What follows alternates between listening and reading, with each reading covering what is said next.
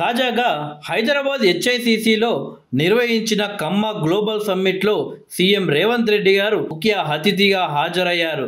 అయితే ఈ యొక్క సమ్మిట్లో ఎమ్మెల్యే యరపతినేని సీఎం రేవంత్ రెడ్డి గారిపై సంచలన వ్యాఖ్యలు చేశారు.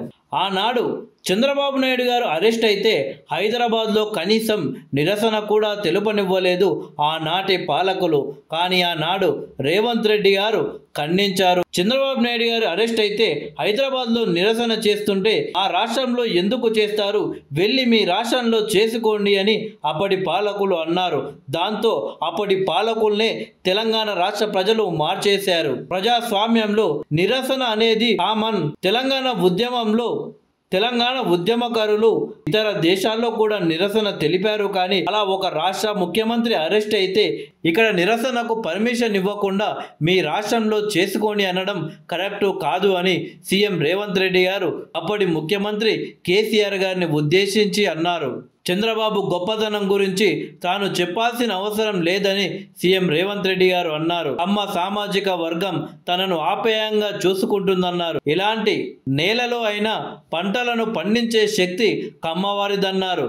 రాజకీయాల్లో ఎన్టీఆర్ ఒక బ్రాండ్ను క్రియేట్ చేశారు. కమ్మ అంటే అమ్మ లాంటిదన్నారు. మట్టి నుంచి బంగారాన్ని తీయగలిగే శక్తి కమ్మవారికే ఉందని కితాబిచ్చారు. 10 మందిని ఆదుకునే గుణం కమ్మవారిదన్నారు. ఈ దేశానికి సంకీర్ణ రాజకీయాలను ఎన్టీఆర్ నేర్పించారన్నారు. కమ్మ సంఘం 5 ఎకరాల భూమి సమస్యను పరిష్కరిస్తామని ఈ సందర్భంగా సీఎం రేవంత్ రెడ్డి హామీ ఇచ్చారు.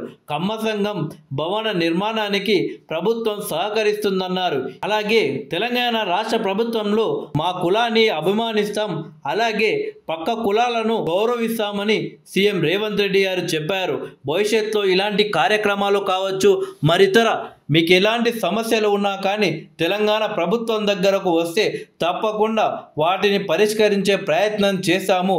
తెలంగాణ రాష్ట్రం అభివృద్ధి చెందాలి అంటే ప్రపంచంలో వివిధ రంగాలకు సంబంధించిన వాళ్ళని ప్రోత్సహిస్తేనే హైదరాబాద్ నగరం మరింత అభివృద్ధి చెందుతుంది అని సీఎం రేవంత్ రెడ్డి గారు చెప్పుకువచ్చారు.